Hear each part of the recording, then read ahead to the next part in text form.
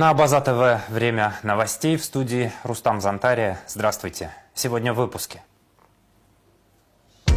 Президент Абхазии Бадыр Гунба совершил рабочую поездку по Гудаутскому району.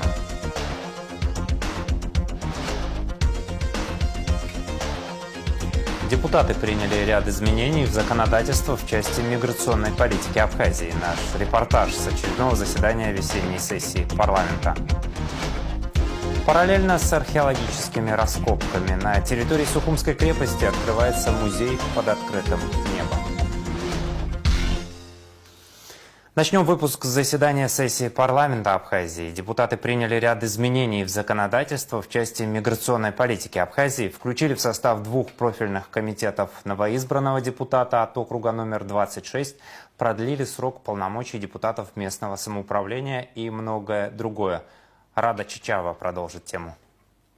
В самом начале очередного заседания сессии Народного собрания спикер парламента Лаша Ашуба представил депутатам Астамура Джопуа, избранного по Голрыбскому округу номер 26. Парламентарии единогласно включили его в состав двух комитетов по обороне и национальной безопасности под председательством Тимура Шергелия и по образованию, науке, религии и делам СМИ под председательством Инара Сацба. Далее в повестку сессии было включено два вопроса, один из которых – земельный. Депутат Канкварча предложил включить в повестку заседания вопрос о проведении депутатского расследования относительно санкций, введенных Российской Федерацией в отношении отдельных граждан Абхазии. Речь идет о лишении гражданства самого Канкварча и общественного деятеля Ливана Микаа, признании Минюстом РФ иностранными агентами журналистов Инала Хашик, Изиды Чаня и Нисфы Аршба, а также об известных случаях депортации. Первый вопрос повестки представил депутат Дауд Хутаба. За изменения в Кодекс о судопроизводстве по делам об административных правонарушениях парламент проголосовал во втором и окончательном чтении. Правки направлены на ускоренное рассмотрение административных протоколов, составляемых сотрудниками миграционной службы за нарушение режима пребывания, проживания и трудовой деятельности иностранных граждан. Часто там бывала такая ситуация, когда если мигрант покидает территорию республики Абхазия, если он не имел необходимых документов, соответственно, по кодексу о судопроизводстве по делам об административных правонарушениях, дело рассматривалось всегда в суде. И поэтому получалось, что даже если человек хочет покинуть территорию Абхазии, получается, наша миграционная служба не могла его оштрафовать, они должны были его вернуть на территорию Абхазии, осудить и только потом уже отпустить. А это, во-первых, время, это, во-вторых, еще получается, что нагромождение дел в наших судах, да. И в первом чтении мы тогда приняли проект закона, вышеупомянутый, который предоставлял им возможность по определенным статьям, касающимся режима пребывания, проживания и осуществления трудовой деятельности, миграционной службы штрафовать этих людей. В случае, если мы сегодня принимаем эти поправки, выдворение, как и было, остается в рамках деятельности суда, да, а то, что касается штрафов, то миграционная служба сама сможет. Я, честно говоря, считаю, что это мы делаем очень правильно. Мне кажется, это будет удобно для нашей миграционной службы, это будет, как мне кажется, достаточно позитивно и, собственно, и для суда нашего, поскольку не нужно вот этого дополнительного нагромождения. На прошлой неделе у нас прошло очередное заседание комитета, и мы приняли решение рекомендовать данный проект к окончательному чтению. Далее парламент отклонил законопроект о создании госкорпорации, ранее принятый в первом чтении. Согласно проекту закона предполагалось закрепить особенности правового положения госкорпорации и внести изменения в закон о некоммерческих организациях. Дауд Хутаба, представляющий законопроект, не рекомендовал его к принятию. Он отметил, что профильный комитет аналогично проголосовал против. В первом чтении мы тогда приняли, но мы здесь много обсуждали, честно говоря, и у коллег были разные мнения. После этого ничего не было, честно говоря, работа дополнительная никакая не велась, потому что как-то не приходили мы к общему. Прошло время, сегодня, насколько я понимаю, такого уже концептуального желания, мнения создавать такую государственную корпорацию нет ни в исполнительной власти, ни тем более в законодательной власти. Но проект у нас лежит, он в первом чтении прошел, и в любом случае он должен получить какое-то логическое завершение. Я со своей стороны хотел бы сказать, что учитывая, что ни поправок не было, ничего, никакой работы дополнительной, поэтому ни с чьей стороны не было, к общему мы так и не пришли. Я хотел бы, чтобы мы сегодня проголосовали против. Также приняли участие в работе комитета и тот редкий случай, когда и в том числе представитель президента просил депутатов не поддерживать данный законопроект, не рекомендовать. Это одна из разновидностей коммерческих организаций. Вот если вы посмотрите по проекту закона, чтобы коммерческие организации создавались президентом, но мы полагаем, что не в соответствии даже с гражданским законодательством, вообще с конституционным статусом президента, не уровень президента создавать коммерческие организации или вообще вторгаться в коммерческую сферу. И поэтому просил бы, уважаемые депутаты, поддержать решение комитета и не принимать данный законопроект. Дауд Хутаба также представил правки в закон о выборах в органы местного самоуправления. Теперь полномочия депутатов местных собраний увеличиваются с 4 до 5 лет. Сегодня депутаты органов местного самоуправления, они работают 4 года, то есть избираются на 4 года. По данному проекту депутаты будут избираться на 5 лет для того, чтобы, получается, наверное, у нас президент 5 лет, парламент 5 лет, и получается уже, чтобы и местное собрание, да, по 5 лет. У нас еще каждый год получалась такая ситуация, как вы помните, именно за счет разности 5-4, которые были, что ежегодно приходилось продлевать действия действующих собраний для того, чтобы в один и тот же период у нас не наслаивались выборы. Проект закона о развитии малого и среднего предпринимательства представил парламентариям депутат Резо Зантария. Законопроект, предложенный председателем Комитета по экономической политике, восполняет законодательный пробел, вводит критерии для определения субъектов предпринимательства и снижает для них административную и налоговую нагрузку. Депутаты проголосовали «за» в первом чтении. Ключевым моментом является ведь их классификация малого, среднего и микропредприятий, которые сегодня занимаются практически оплатой и увеличивают поступление в бюджет денег и оказывают ту самую деловую среду в нашем обществе. Мы практически проработали и разработали тот самый законопроект и предлагаю его принять в первом чтении.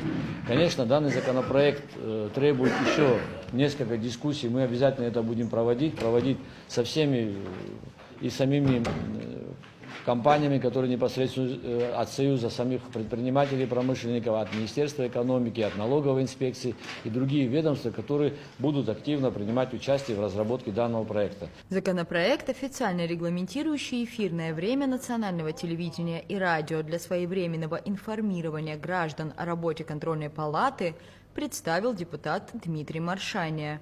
Парламентарии проголосовали «за» в первом чтении. Как отметил заместитель руководителя контрольной палаты Зураб Отырба, ведомство готово следовать принятому закону, однако он подчеркнул, что одного эфирного часа в месяц может быть слишком много ввиду специфики работы контрольной палаты. Присутствующие коллеги, хотел бы представить вашему вниманию проект закона о контрольной палате Республики Абхазия.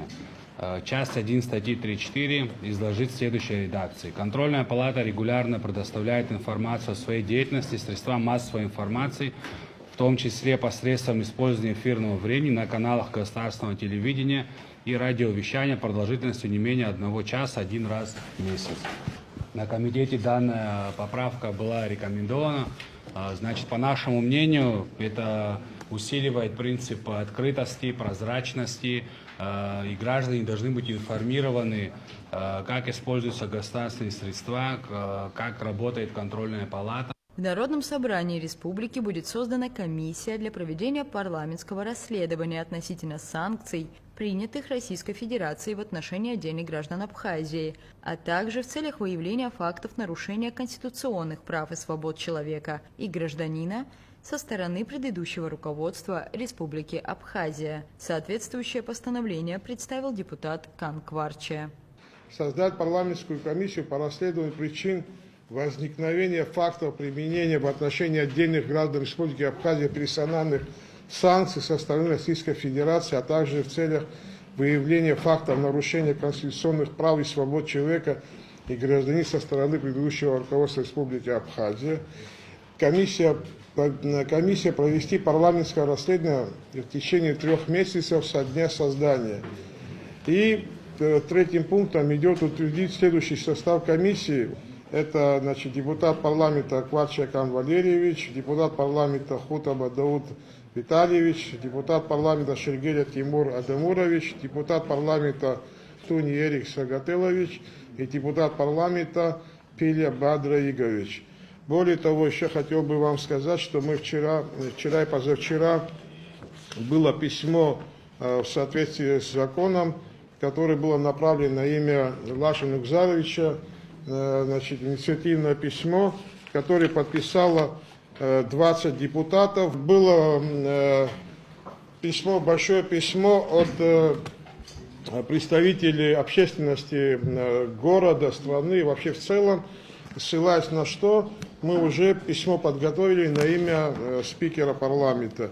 Также парламентарии проголосовали по ряду земельных вопросов. В том числе Центр развития футбола появится в поселке Дранда Гулрыбского района. Проект предусматривает создание 5 футбольных полей различного формата и направленности, а также открытие детско-юношеской футбольной школы для местных жителей.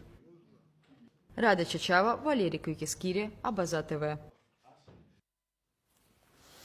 Заседание весенней сессии продолжится в парламенте страны в четверг, 31 июля. В повестке дня 13 вопросов, в их числе постановление о внесении изменений в закон Республики о социальной защите граждан, принимавших участие в ликвидации последствий катастрофы на Чернобыльской АЭС, о внесении изменений в закон Республики о повышении размера пенсии отдельным категориям пенсионеров Республики Абхазия, о внесении изменений в статью 43 Кодекса Абхазии об административных правонарушениях и другие.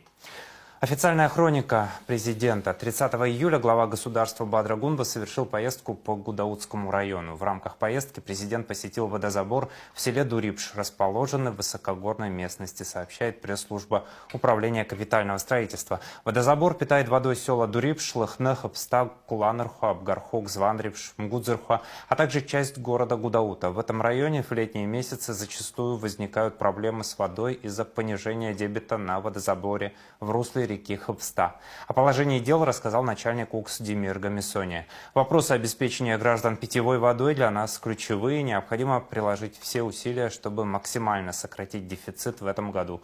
Жду от вас предложений по решению данной проблемы, а также скорейшей реализации необходимых работ. Они должны быть завершены в этом году, резюмировал Бадра Гунба. Президент осмотрел ход ремонтных работ в зале для борьбы и бокса в селе Лыхны Гудаутского района. Решение о том, что здесь будет открыт новый зал для вольной борьбы и бокса, было принято еще в ходе поездки главы государства Бадры Гунба в Гудаутский район 18 мая. Уже 22 мая начались работы по расчистке выбранного помещения. О ходе ремонтных работ рассказал начальник УКС Демир Гамисония.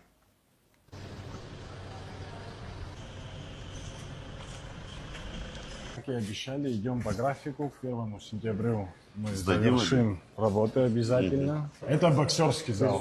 Здесь боксерский. Да. Зал борьбы у нас более крупное помещение. Там больше людей занимается.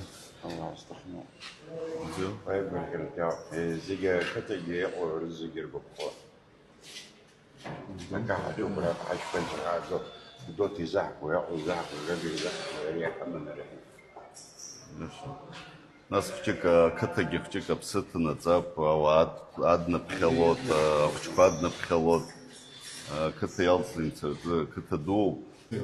Да. И сколько детишек и будут иметь возможность, да, реализовать свои спортивные пристрастия. Молодцы. Правильно. Нет, это вообще, конечно, было решение, вообще шикарное решение было принято.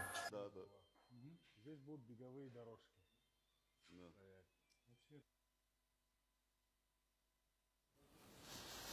Кроме того, президент Бадра Гунба поручил УКС подготовить проектно-сметную документацию и начать поэтапный ремонт Гудаутской районной поликлиники. В первую очередь предполагается отремонтировать кровлю, сообщили в пресс-службе главы государства. Поликлиника обслуживает от 38 до 40 тысяч человек в год. В ней работают 25 сотрудников. Также более 4 километров дорог отремонтируют в Абхазии в 2025 году.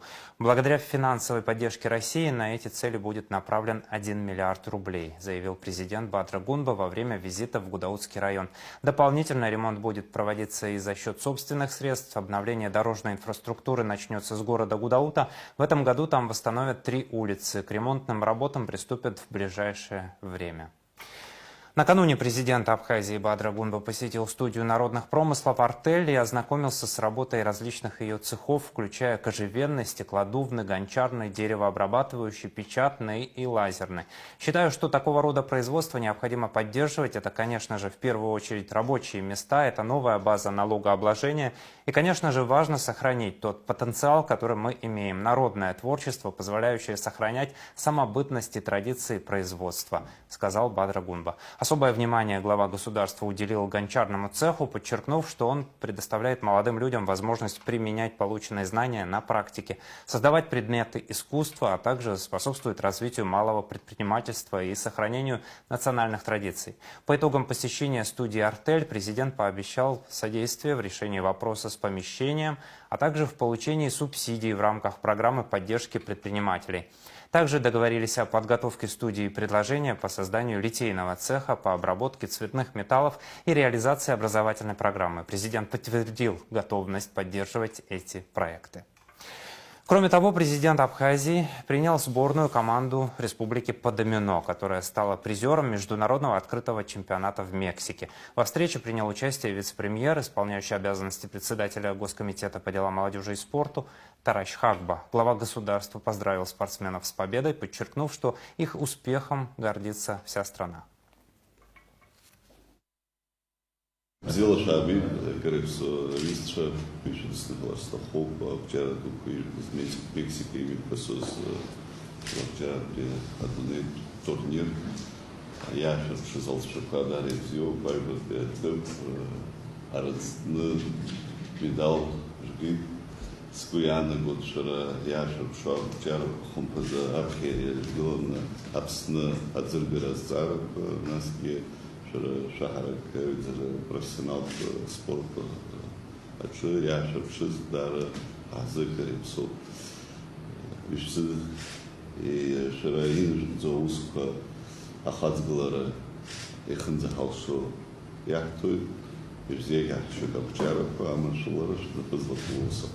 Хакар хаз дара бяхут يشيش حزب شو راب خبر خبكوس يحمو حرا كمان دوما فيدراسيو ما بصناع متكرر لبجارة بيتونير كرتشو زرقرا وبرايك يكشم كمان دس حكر بخزوبريد خبكوس يحمو وبريد النحق زارب هاي حبتساي سووس يشيل درويب شراي ميقصص لبجارة بيتونير يونسكي فيزا شو سرزيف رجيور كميتة كان خلا أسخرا ردوكو أخايف تزوبريزا أمي ربعتك كرتشها خلا خرخرا أبصنا راب خزنرجون نزرقرا زوحنوب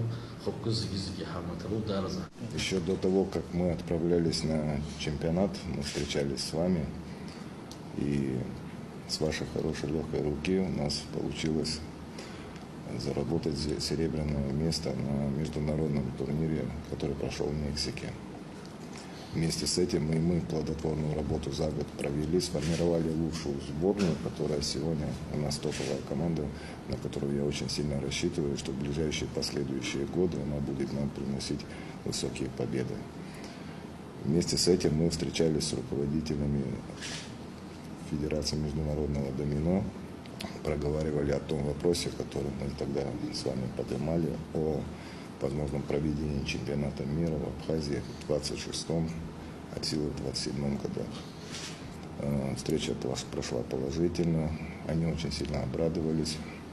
И в конце сентября в Пуэрто-Рико они будут проводить ассамблею, на которой будет первым открытым вопросом стоять именно этот. И будем, естественно, ждать положительного ответа, хотя, повторю, они этого очень хотят, горят. Позвольте еще раз поблагодарить вас за то, тот профессионализм, который вы проявили на чемпионате мира в Мексике. Очень отрадно наблюдать, что команда из Абхазии заняла призовое место, серебряная медаль в командном, так скажем, зачете. Это высокое достижение, направленное на популяризацию как самого вида спорта, так и в целом нашей страны. Это самое главное. Вы знаете, что есть определенные ограничения, сложности, где мы не можем попасть на профессиональные турниры. Вот такого рода возможность мы обязательно должны использовать. Очень приятно, что среди 250 участников, представителей более 30 стран мира, наша команда в числе лучших. В этом смысле мы понимаем ответственности нашей стороны и обязательно будем содействовать и поддерживать нашу команду.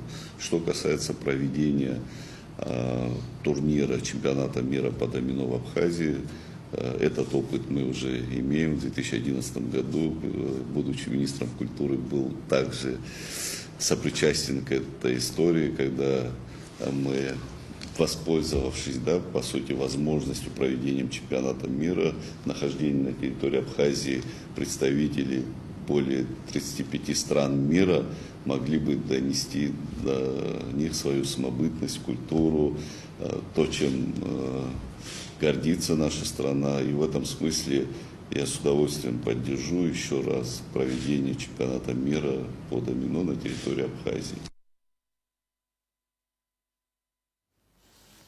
Проведение переписи населения на территории Республики Абхазия стало главной темой совещания премьер-министра Владимира Делба с руководством и сотрудниками Государственного комитета по статистике. Премьер-министр поручил председателю Госкомитета Каме Гоге подготовить предложение об установлении даты и плана мероприятий по проведению переписи населения. Последняя перепись населения в Абхазии проводилась в 2011 году. Особое внимание на встрече было уделено обсуждению цифровизации статистической деятельности.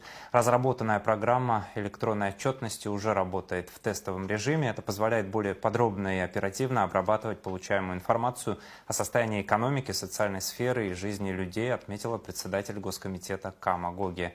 Премьер-министр отметил, что цифровизация даст возможность повысить качество и доступность статистических данных, ускорить процесс сбора, обработки и анализа отчетных показателей, а также улучшить методологические подходы. Владимир Делба обратил внимание, что Госкомитету важно продолжить использовать новые технологии в своей работе.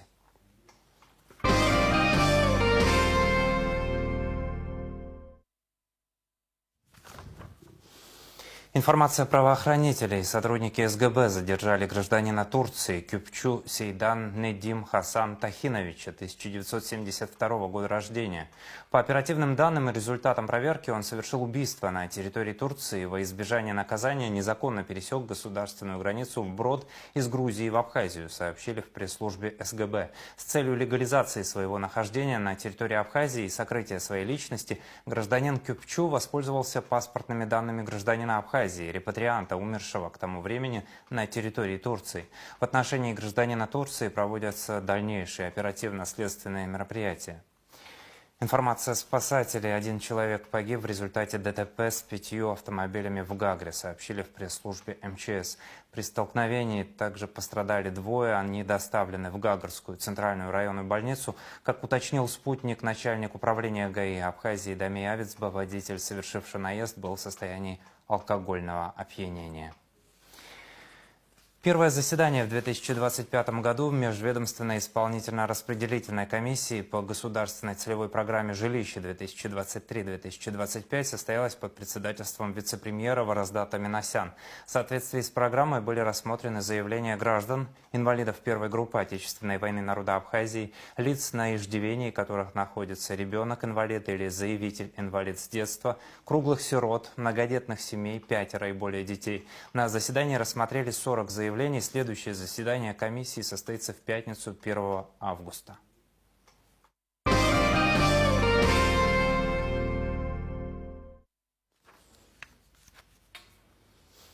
Главное культурное событие этого лета. Музыкальный фестиваль «Хибла Гирзмава приглашает» стартует в Сухуме 31 июля. В этот день будет дан концерт под открытым небом у стен Абхазского драматического театра.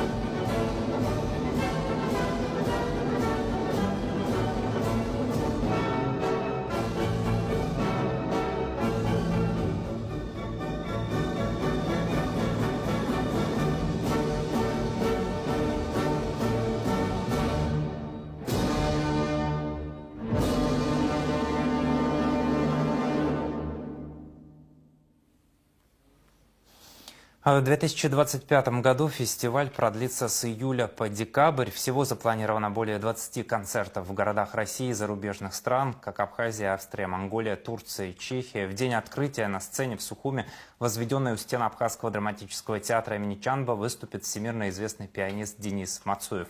В его исполнении прозвучит второй концерт для фортепиано с оркестром Сергея Рахманинова, одно из самых ярких произведений русской классики. По традиции последних лет в открытии фестиваля примут участие молодые звезды оперной сцены, лауреаты и финалисты международного конкурса вокалистов и концертмейстеров Хиблы Гирзмава. Вместе с ними выступит и сама оперная дива. Концерт пройдет в сопровождении Московского государственного академического симфонического оркестра под управлением Антона Гришанина. Художественное слово Евгений Князев. Открытие 23-го фестиваля посвящено 80-летию со дня рождения первого президента Республики Абхазия Владислава Арцинба. С первых дней существования фестиваля Хибла Гирзмава приглашает. Телекомпания База ТВ является информационным партнером этого культурного форума, поэтому наш архив предоставляет уникальную возможность увидеть и вспомнить. После выпуска новостей в нашем эфире смотрите первое интервью российского пианиста-виртуоза Дениса Мацуева из архива База ТВ 2011 года, а также концерт в Пицунде с его участием в рамках фестиваля Хибла Гирзмава приглашает. Театральные вести. В середине ноября этого года в Государственном русском театре драмы имени Искандера состоится премьера спектакля «Чайка» Чехова в постановке известного российского режиссера Романа Кочерверского, сообщается в телеграм-канале театра. Обращение к великой чеховской пьесе станет первым в театральной истории Абхазии. Роман Кочержевский – один из самых востребованных режиссеров России, чьи спектакли идут в лучших театрах от Петербурга до Южно-Сахалинска. Абхазскому зрителю Роман Кочержевский известен по спектаклю «Роман с кокаином», одной из лучших постановок Русдрама, снискавшей высокие оценки критиков и любовь зрителей. На территории Сухумской крепости открывается музей под открытым небом. Этот уникальный проект позволяет посетителям окунуться в богатую историю Сухума, начиная с древнегреческой колонизации и до сегодняшних дней. Зачем на месте раскопок проложили экскурсионный маршрут и как удалось реализовать эту идею, рассказывает Мариана Котова. В Сухуме открывается музей под открытым небом. Основные экспонаты здесь – это останки древних строений – храмов, тюрьмы, крепости, жилых сооружений. Некоторые из них относятся к эпохе Древней Греции, другие – Древнего Рима, третьи – Генуэзского царства. Есть здания, построенные в эпоху Османской империи, Российской империи, советский период. Посетители музея смогут воочию увидеть, как проходят раскопки, так как они до сих пор продолжаются на этой территории. Это станет центром не только научным, но и культурным и туристическим. Сухумская крепость – это уникальный памятник историко-культурного наследия, который отражает становление и развитие не только столицы, но и всей Абхазии. Как рассказывает директор музея Айнар Иналапа, на этом участке сконцентрировано невероятное количество памятников архитектуры разных эпох. Обычно вот какие-то, когда археологические раскопки проходят, находят культурный слой, и это вот одной эпохе принадлежит этот слой, и вот его исследуют и изучают. Здесь же не так, здесь же под каждым слоем есть все более древний слой, и так вплоть до греческого. То есть греки, римляне, византийцы, генуэзцы, османы, Российская империя, вот все подряд, все, кто здесь присутствовал, все, у кого здесь были гарнизоны, все, у кого здесь были крепости и так далее, рынки, они все оставляли свои следы. Вся эта территория – музей-заповедник. Его разделили на тематические зоны, каждая из которых посвящена отдельной исторической эпохе. При греках это был торговая фактория, порт, но, правда, локализация Диоскуриады, допустим, прям совсем со 100% гарантией мы не можем сказать, что здесь. Тем не менее, плюс-минус она здесь. А вот с римского периода, с города Севастополис, уже мы точно абсолютно знаем, что располагался он здесь. И часто много раз перестраивалась крепость, потом она полностью была уничтожена несколько раз, потом опять заново восстановлена, построена. Потом при османах вот эти вот стены, при османах уже получила Сухум-Кале название это место. Самые крупные находки – это пушки, которые вывели из строя и закопали, отступая от Сухумской крепости, солдаты русской армии эпохи Российской империи. 2 пушки были найдены вот на входе, они там стоят, они вот прямо вот в этом раскопе, в византийском слое, в стене, когда русские войска уходили. Их как раз вот взорвали, или сломали просто и захоронили, можно сказать, там эти пушки. В период советской власти здесь располагалась тюрьма, где приводилась в исполнение высшая мера наказания. По словам Айнара, есть даже фото заключенных с тюремщиками тех лет. Здесь вот по территории все бывали и казни, да, и сидели. И есть даже фотографии, правда, мы не успеваем к открытию их вывесить, но потом они будут представлены. Совместные фотографии вот тюремщиков и арестантов. Вот они только, видимо, появились фотоаппараты, и вот есть даже совместные фотографии. В музее-заповеднике Сухумская крепость экскурсии будут проходить параллельно с археологическими раскопками. Больше 100 лет здесь ведут поиски исторических артефактов, но исследовано не более 15% культурных слоев. Археологи все еще надеются отыскать место захоронения владетельного князя Килишбея Чачба. В конце 18 века наш владетельный князь Килишбей Чачба вообще перенес сюда резиденцию свою. И в 1808 году здесь же его убили, и здесь же, по всей видимости, похоронили. Пока еще могила не найдена, но у нас есть фотография этого могильника, и поиски еще продолжаются. В советское время на месте раскопок жили люди. Постройки барачного типа снесли буквально в 70-х годах. В детстве мы вообще здесь в футбол играли, здесь была площадка, то есть это раскопа не было. Здесь была полутеннисная, полуфутбольная площадка. До 70-х годов, если я не ошибаюсь, до 70-х, здесь вообще были бараки, и люди жили здесь, и весь процесс научный, так скажем, он, естественно, был отключен на какое-то время. Вот в 70-х годах началась программа, их потихоньку переселили, выделили жилье где-то, кому-то на Гумистинском массиве, кому-то еще где-то в районе Сухумприбора, и научная деятельность возобновилась потихоньку. Но все равно все медленно, все сопряжено с финансированием, все это происходит медленно. Вход в музей-заповедник Сухумская крепость для местных жителей и детей будет бесплатным. Гостям Абхазии за билет нужно будет заплатить 200 рублей. Сделать из научного объекта туристический было решено для того, чтобы у музея появились собственные средства для дальнейших научных изысканий. Для того, чтобы научные изыскания проходили в большем темпе, нужно сделать так, чтобы объект перестал быть дотационным, чтобы он стал самоокупаемым, да, самостоятельным, самодостаточным, вернее, и смог бы самостоятельно свои же раскопки финансировать. И это будет быстрее, это будет эффективнее просто намного.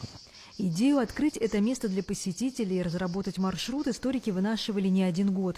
Но чтобы ее реализовать, понадобилась помощь парламента. Вот идея сделать из крепости такой самодостаточный объект, самоокупаемый, который сможет финансировать, она долго витала в воздухе, долго оставалась просто идеей.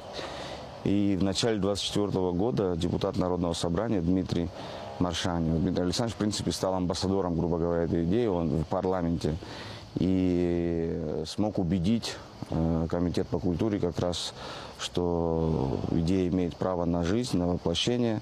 И в начале 24, вернее, мы с ним об этом говорили чуть раньше, а в начале 1924 года как раз парламент принял решение, что окажет финансирование для реализации этого проекта. Ну, этот проект был разделен на несколько частей, и вот самый первый из них – это как раз благоустройство, проведение дорожек, организация маршрутов туристических, освещение и так далее, чтобы начать запускать туристов и начать работать по-настоящему. Предполагается, что этот музей станет современным центром культурной жизни столицы и привлекательным объектом на туристической карте Абхазии. Мариана Котова и Нала Гухава, Абаза ТВ. На 6 августа запланирован тестовый рейс скоростного судна «Комета», который будет курсировать по маршруту Сочи-Сухум. Главный инженер РУП «Абхазское морское пароходство» Григорий Тамбия рассказал о подготовке порта к приему «Кометы». В ходе рабочего совещания обсуждалась подготовка Сухумского морского порта к приему «Кометы» по маршруту Сочи-Сухум.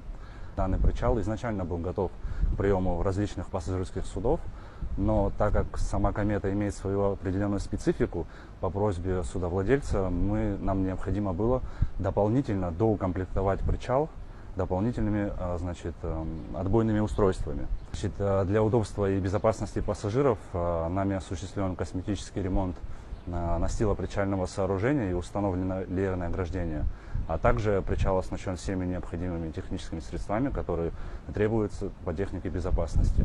К 13 июля уже все работы необходимые были завершены, и на сегодняшний день причал готов к принятию «Кометы». Абхазское морское пароходство также занимается благоустройством здания морского вокзала, все работы, которые мы проводим, результаты этих работ вы можете наблюдать прямо сейчас. Эти работы осуществляются за счет собственных средств РУП «Абхазское морское пароходство». Это покраска здания, значит, это косметический такой ремонт, а также установка фальшокон. То есть здание приобретает уже совершенно новый облик, более эстетический, более приятный. И сейчас о погоде.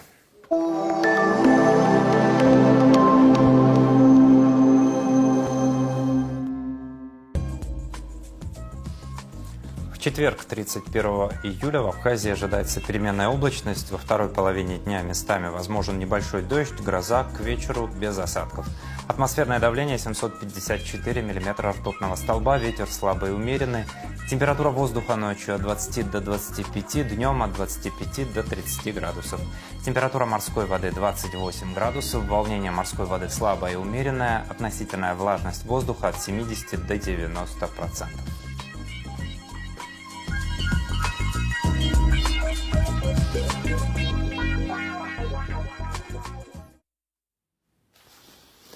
И на этом выпуск завершен. За развитием событий следите вместе с нами. До новых встреч на Абаза ТВ.